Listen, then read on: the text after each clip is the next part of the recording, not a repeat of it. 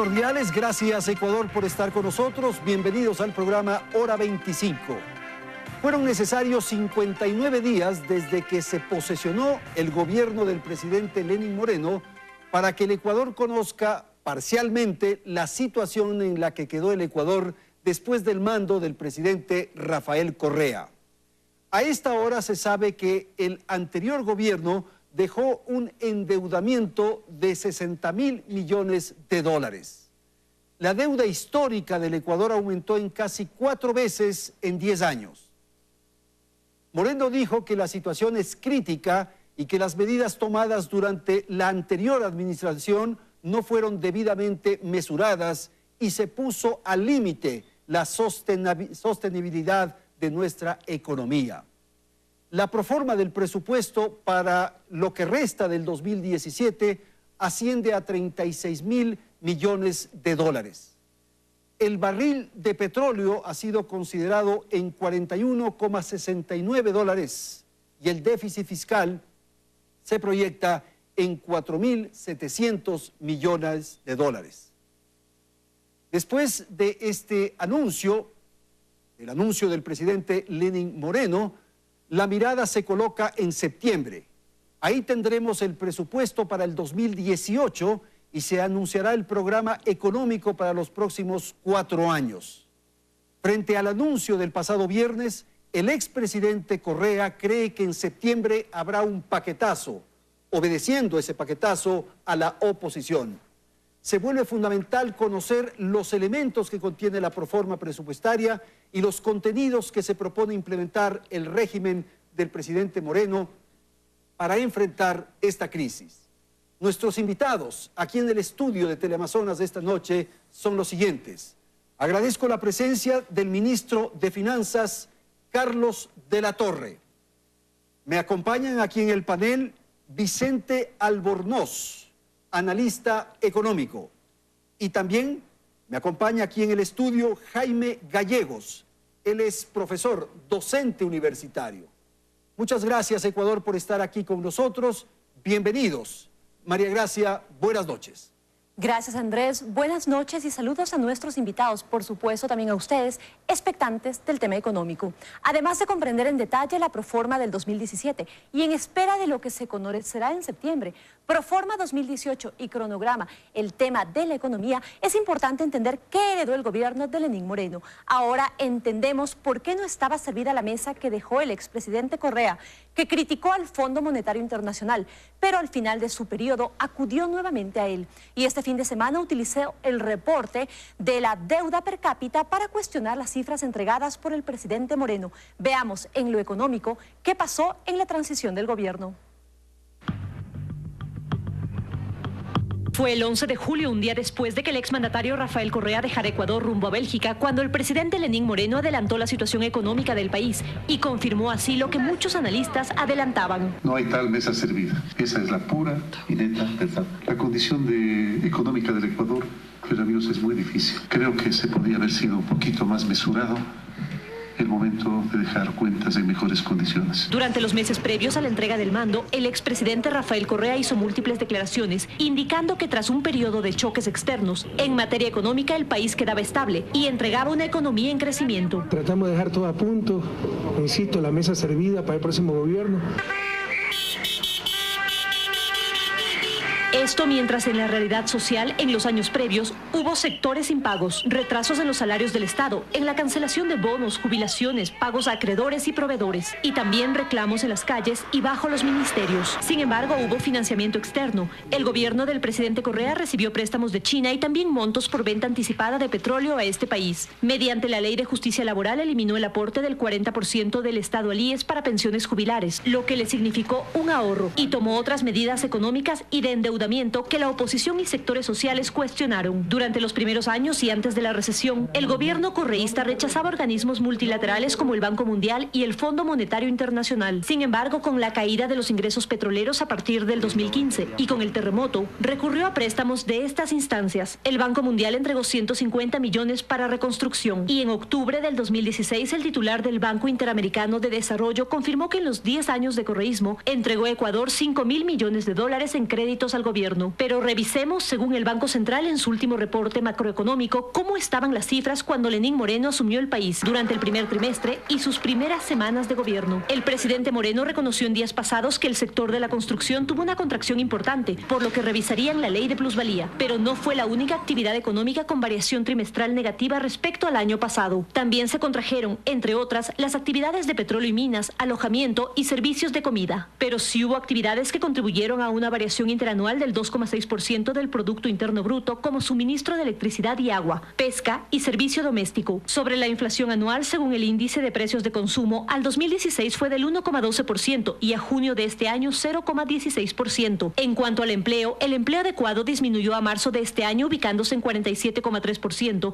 y el desempleo subió al 5,6%, es decir, a la misma cifra del 2014. En el primer trimestre del 2017 hubo 128,7 millones menos que el cuarto trimestre del 2016 en inversión extranjera. Sobre la deuda externa total, el Banco Central indica que a diciembre del 2016 se ubicó en 33.930 millones, es decir, 35% del Producto Interno Bruto. En lo fiscal, hubo una menor recaudación de los ingresos totales del sector público no financiero, es decir, se redujeron en 9,7% en el 2016 respecto al 2015. En el sector petrolero, a mayo del 2017 se produjeron 11,7 millones de barriles, 10,6% menos que en mayo del año pasado. En los primeros 5 meses del año se presentó una baja de 3,3% en producción petrolera. Con todo el déficit del Producto Interno Bruto del sector público no financiero sumado el gasto y el endeudamiento, resta conocer ajustes y medidas para el consumo de la mesa que le dijeron a Lenín Moreno estaba servida.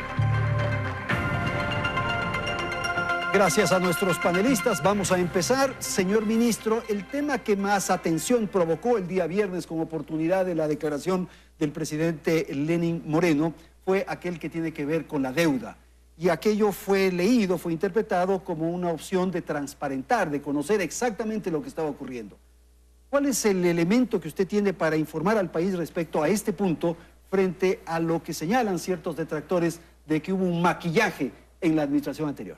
A ver, es muy importante indicar que en la intervención que hizo el señor presidente el día viernes, lo que se expusieron fueron cifras que eran ya conocidas y manejadas por los analistas desde tiempo atrás, principalmente lo que es la deuda agregada, y sobre esa base se establecieron también otros elementos que están dentro de los pasivos del Estado, que no son cifras que se han manejado con la soltura con la que se deberían, y la idea fue poder contrastar lo que es la deuda desde la perspectiva financiera con estos otros pasivos del Estado, donde están pasivos de las empresas estatales principalmente, y también con cuentas contingentes, que si bien no son obligaciones efectivas, pueden convertirse en obligaciones, y esto nos da el panorama completo del total de obligaciones del Estado. ¿Y así debe ser considerada la deuda bajo estos elementos? No, que acaba de señalar? ahí tenemos que diferenciar. Una parte es lo que técnicamente es deuda,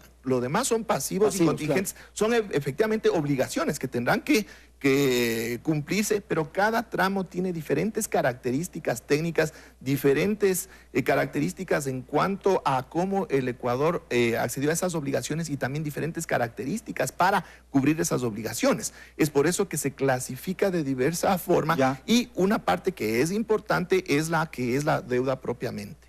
¿De modo tal de que no hubo en la administración anterior ningún maquillaje? Bueno, son cifras que han estado manejadas en balances diferentes. Entonces, el aporte que se hace ahora es poder ponerlas todas en un mismo contexto, como debe ser, porque eso nos permite tener un mejor diagnóstico de la situación. Vicente, por favor.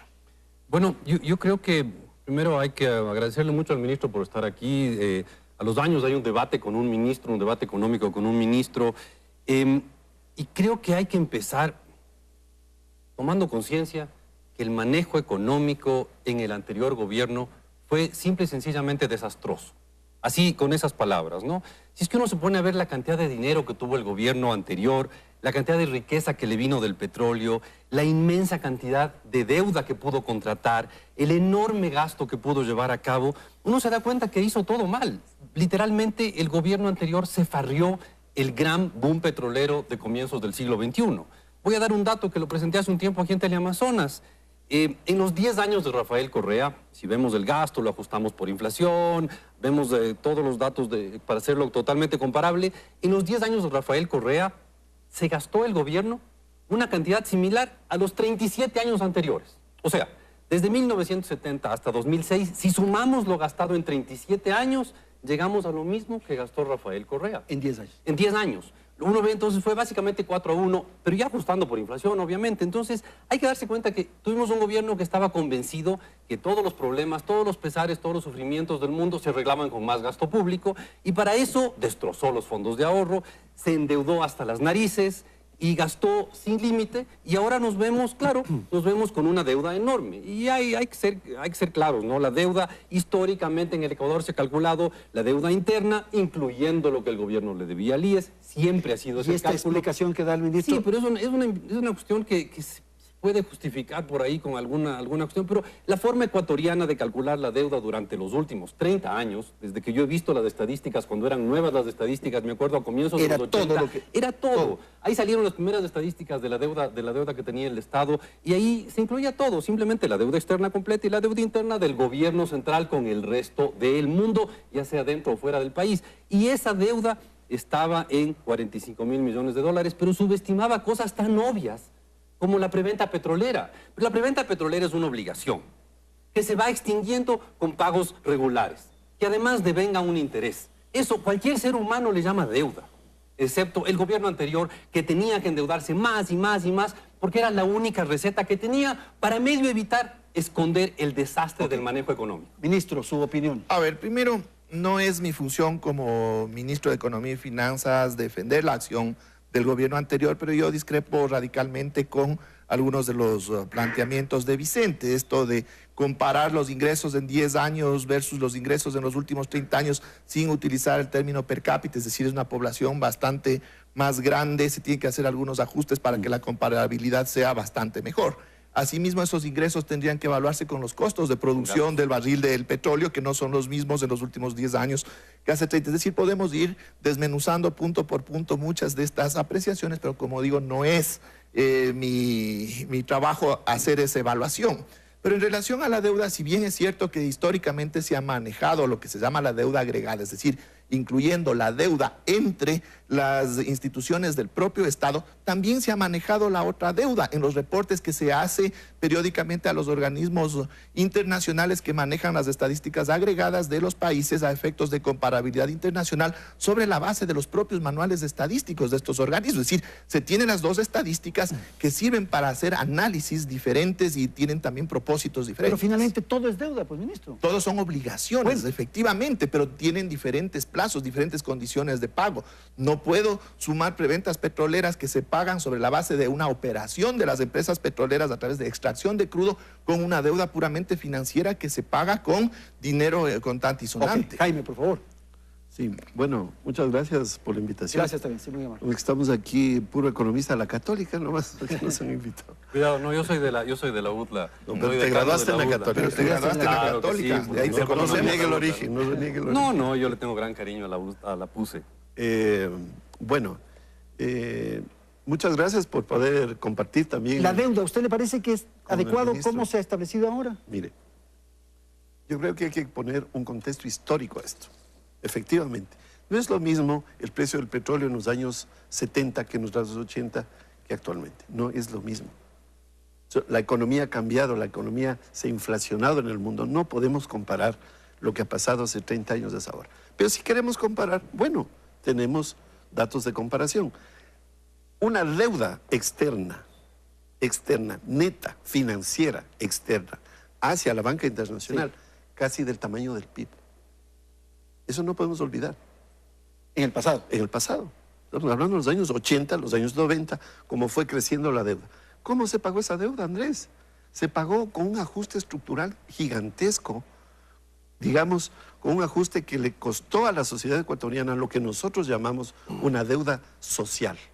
¿Sabe cuándo nosotros calculamos en la universidad la deuda social? Eso debería ser la UDLA también. Calcular la deuda social. 200.000 millones de dólares. Ese es un hueco que queda por haber destinado todo el petróleo del Ecuador a pagar deuda externa. Vivimos así. Yo creo que ahora Pero no hemos salido tampoco. La comparabilidad es en términos de la capacidad y el tamaño de la economía. Hoy tenemos una economía más grande, con mejores capacidades, y tenemos una deuda externa, neta, financiera, como lo dice el ministro, de 27.000 millones. No estamos hablando de la deuda total consolidada del sector público y todas las obligaciones y pasivos que tiene la economía y tiene el Estado. Estamos hablando simplemente comparando la deuda externa. Entonces, a mí me parece que estamos satanizando lo que está pasando en el Ecuador cuando debemos decir, tenemos un mejor aparato productivo, tenemos capacidades para pagar esa deuda. Pero quiero hacer una anotación. A mí me parece que eso de decir que se ha feriado el gasto público me parece, no sé, una apreciación de otro planeta. Con todo respeto, Vicente, ¿por qué? Si usted calcula cada ingreso del Estado y cada gasto del Estado, finalmente tiene un movimiento hacia la empresa privada. Hacia la empresa privada. Salvo las importaciones, y eso lo debe conocer la ciudadanía, salvo las empresas que yo estoy pagando hacia afuera.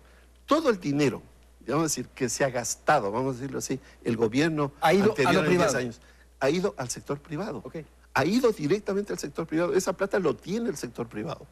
Entonces, yo creo que ahora, si se ha creado mucha riqueza, porque de esas cifras no se hablan, de la creación de la riqueza y de la concentración de la riqueza que ha habido de una manera brutal. Y ahí yo creo que hay unas, digamos, unas luces para poder hablar de las soluciones de la política. Por favor, si quiere comentar eso rápidamente para ir luego al déficit fiscal, Vicente. Bueno, un poco en lo que tiene que ver con deuda y quizás adelantándome con algunos elementos. Hay que entender que la coyuntura en la que estamos en este momento no es una situación inmediata que solo se generó en estos últimos meses, sino que es un tema que viene desde atrás con características estructurales que en muchos casos también dependen de factores exógenos. ¿Cuál es la realidad en la que estamos en este momento? Estamos en una situación crítica en términos externos. ¿Por qué? El precio del petróleo no acaba de repuntar. Tenemos el dólar todavía apreciado. ¿Qué significa esto? Que el Ecuador está recibiendo... ¿Y un Estado obeso, como se dice? A ver, ya vamos luego a lo del Estado, a ver si es obeso o no. ¿Qué es lo que ha resultado en estos últimos años? Que de cada $3 que recibíamos por importaciones, estamos recibiendo $1 menos. Es decir, ahora estamos recibiendo 10.000 millones de dólares menos que lo que recibíamos hasta el año 2014. Por el lado real, eso efectivamente tuvo un impacto. Tenemos una caída del Producto Interno Bruto en el año 2016, vemos ya alguna recuperación en términos trimestrales, pero eso también tiene otros efectos. Evidentemente se van a traducir efectos en la caja fiscal que se derivaron también en un endeudamiento importante en estos 2 últimos años y son obligaciones que eso no negamos frente a todas las demás que tienen que irse pagando a su debido tiempo y de forma adecuada. Y esto también se refleja en otro problema que a veces se deja de mirar, que configura todo este contexto que es bastante crítico. Es el tema de la demanda de dinero en efectivo al interior de la economía. Eso significa que el Banco Central del Ecuador tiene que inyectar cada año 2.000 millones de dólares más, porque los ecuatorianos estamos demandando 2.000 millones de dólares más en billetes. ¿Y esos 2.000 millones de dólares de dónde salen? De las reservas internacionales del Banco Central, en una economía que está recibiendo 10.000 millones de dólares menos por exportaciones. Entonces, este contexto es el que nos marca una situación bastante compleja a la que tenemos que dar respuestas para poder ir ya avanzando. Vicente. A ver, yo estoy de acuerdo con Jaime Gallegos. Entró una cantidad enorme de dinero gastada por el gobierno, un gobierno que era insaciable, no podía parar de gastar. Entró mucho dinero y ese dinero sí transformó el aparato productivo, claro. Ahora tenemos una matriz productiva distinta, nos volvimos un país de consumidores. Ese es el gran problema. Todo el dinero que entró ahí, en un país en el cual no se estaba incentivando la producción, se fue a importar. Nos volvimos un país en el cual crecieron los centros comerciales. El cambio de la matriz productiva del gobierno de Rafael Correa fue la proliferación de centros comerciales, de restaurantes de lujo y de carreteras que solo se llenan en época de vacaciones.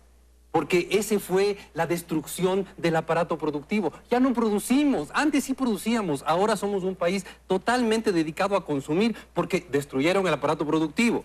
Y eso hay que ser, solamente Jaime Gallegos es la única persona que puede argumentarnos y decirnos que hay que poner en contexto histórico. Un dato tan obvio como que cuando empezó Correa, el gobierno tenía 13.000 millones de dólares de deuda pública. Cuando terminó tenía 41.000 oficiales y 55.000 bien calculados. ¿Eso qué te parece, Jaime?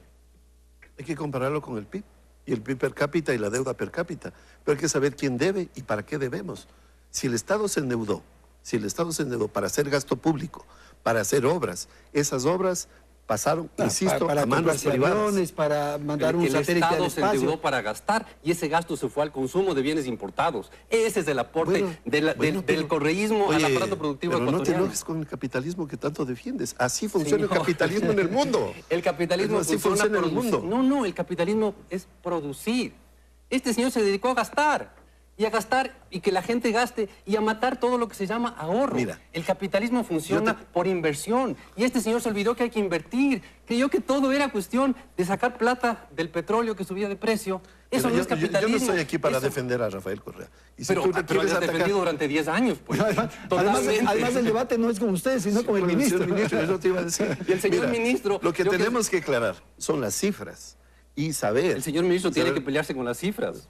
Saber que Bueno, exactamente pero yo quiero podemos saber si tener es que este medidas. mensaje del viernes del presidente Moreno transparentó las Veamos cifras. cómo Porque yo calcula. sigo entendiendo que hay Veamos- una confusión respecto a Veamos eso. cómo calcula el Fondo Monetario la deuda externa, la deuda pública del Ecuador. Esa es la tesis de Hay dos Rafael datos. Correa, de cómo hay que hacer. Hay dos datos que publica el Fondo Monetario de la deuda pública ecuatoriana. Y es cuestión de meterse a la página web del Fondo Monetario y Y ver. ahí está.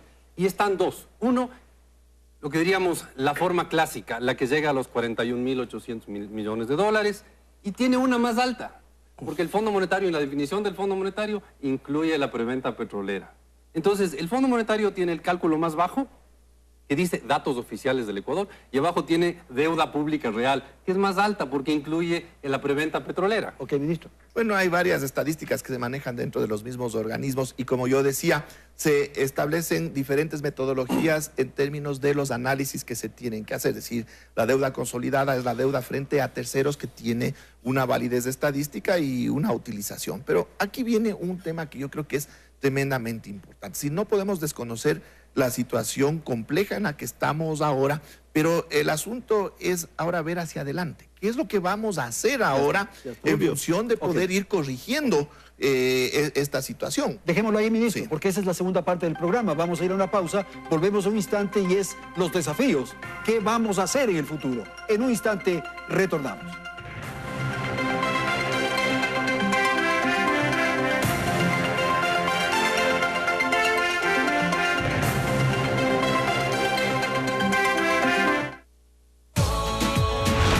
La Fan, de lunes a viernes, 9 de la noche.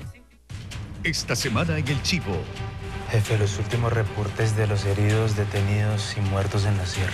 No está Alberto Gómez. Trujillo tendrá que hacer lo que sea para conseguir la victoria. Si esto va a terminar mal, estoy listo. Pero sus actos tendrán varias consecuencias. Rafael Trujillo. Hoy estoy El Chivo, basado en el libro de Mario Vargas Llosa. Lunes a viernes, 11 de la noche. Teleamazonas. Vive intensamente lo que haces. Fíjate una meta. Cree en ti. Cada paso que damos nos lleva a la cima. Las cosas buenas las celebramos con la mirada en alto. Juntos podemos lograrlo. Universidad Regional Autónoma de los Andes, Uniandes, a la altura de tus sueños. Mañana en El Caminante, cuando las almas gritan, es porque algo tienen que decir. Tengo miedo. Tengo mucho miedo de que ese día llegue. El Caminante te cambiará la vida. Lunes a viernes, 7:30 de la noche. Mañana. ¿Qué está pasando?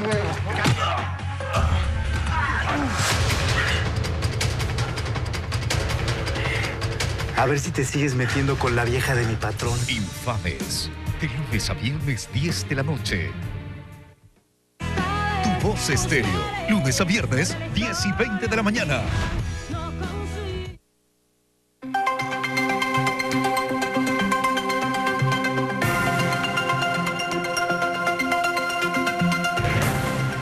5 acciones anunció Lenín Moreno para mejorar la economía del país. El déficit fiscal es elevado y la deuda pública histórica ha crecido 4 veces en 10 años. Aunque el presidente Moreno no anunció medidas concretas para atender los problemas fiscales, ni tampoco medidas de ajuste, explicó las cifras con las que se entiende que el endeudamiento supera el límite del 40% del Producto Interno Bruto. Veamos cuál es el diagnóstico económico y qué incluye la proforma que ahora deberá conocer y aprobar la Asamblea Nacional tras la vacancia legislativa.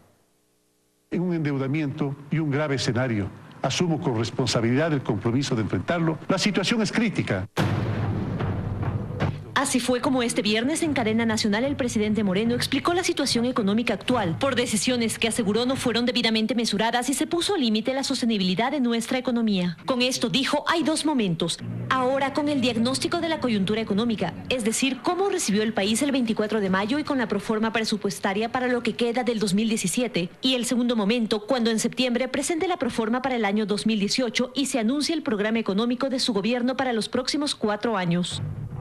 Sobre cómo recibió el país, el primer mandatario aseguró que tenemos importantes necesidades de financiamiento solo para cubrir el déficit fiscal, es decir, cuando los egresos o gastos estatales para obligaciones superan a los ingresos públicos recaudados, se requiere alrededor de 8.000 millones de dólares cada año. El monto no es únicamente para cubrir este déficit fiscal, también lo es para pagar amortizaciones de deuda interna y externa, pero anunció además que se requieren 2.000 millones anuales adicionales para cumplir las metas y objetivos nacionales en los próximos 4 años. Del anuncio de la situación que hizo el Ejecutivo, los números considerados más alarmantes tienen que ver con la deuda pública histórica del país. Esta alcanzó un monto agregado de 41.893 millones, pero agregó Moreno que existen otros pasivos del Estado, operaciones de corto plazo, empresas petroleras, ventas anticipadas que suman 8.000 millones, y por contingentes que podrían ser obligaciones de pago 4.367 millones que incluyen la solicitud de Contraloría del pago de la deuda al IES por 2.528 millones. A esto debemos añadir las obligaciones por pagar en incentivos a la jubilación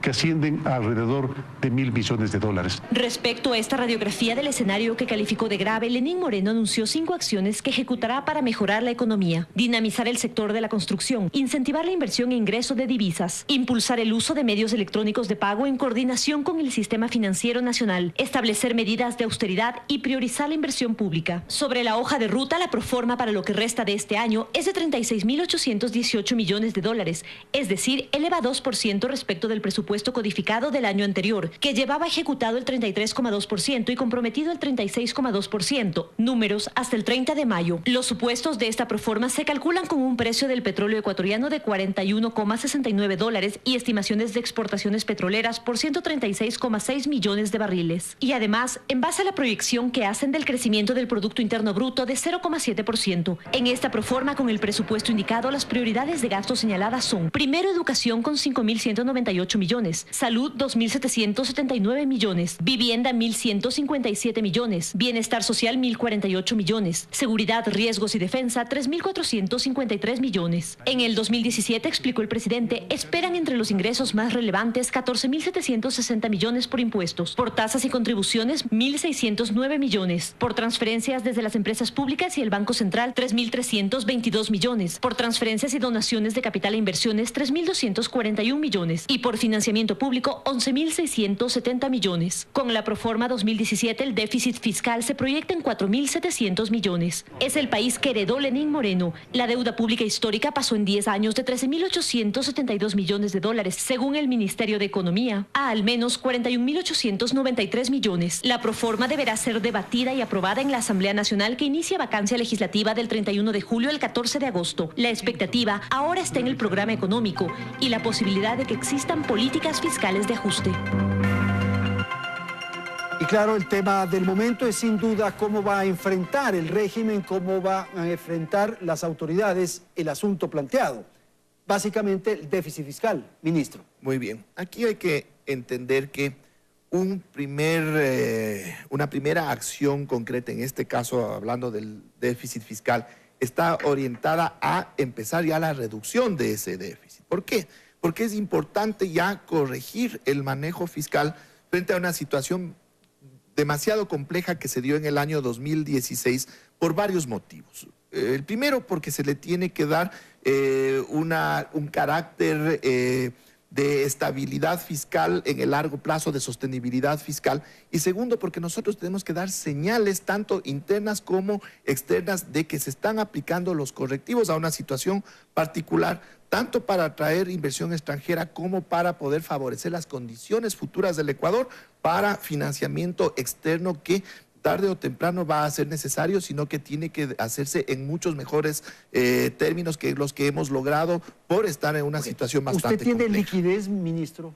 ¿Tiene dinero? ¿Puede pagar los salarios? Efectivamente, en la proforma presupuestaria está identificada esa liquidez, están identificados los ingresos y está identificado también el financiamiento necesario. Para atender estos compromisos inmediatos, salarios, por ejemplo. Claro que sí. ¿Usted tiene que hacer un nuevo préstamo, emisión de bonos? Bueno, no está previsto que se haga una nueva colocación de bonos en lo que resta del año, pero hay que tener en cuenta que en el manejo fiscal siempre tienen que tomarse en cuenta y tienen que estar disponibles todas las herramientas posibles, porque la idea fundamental es de poder salir adecuadamente con los pagos que se tienen que realizar, pero con disciplina y de forma muy mesurada. Entonces es un primer elemento dentro de lo que es el presupuesto que ya apunta a cerrar el déficit fiscal. Pero ahí tenemos otras acciones que han sido anunciadas por el presidente, que es la generación de incentivos a la construcción. Tengamos en cuenta que este sector tan dinámico de la economía, que llegó a pesar en 2014 el 10% del Producto Interno Bruto y con una tasa de crecimiento importantísima,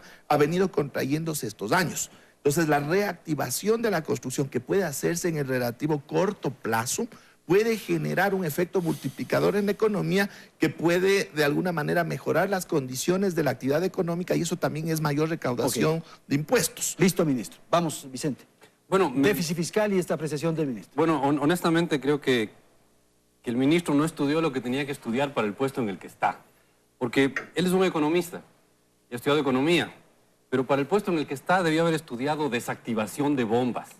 O sea, cómo desactivar minas, más o menos, ¿no? Como la película esa de Catherine Bigelow, del señor que desactivaba minas, porque en realidad... ¿Cuáles son las minas más críticas que tiene que desactivar? A ver, hay como 3 enormes campos minados. Campos minados, cada uno tiene diferentes minas, ¿no? El primero es el déficit fiscal, ¿no? Tema complicadísimo porque...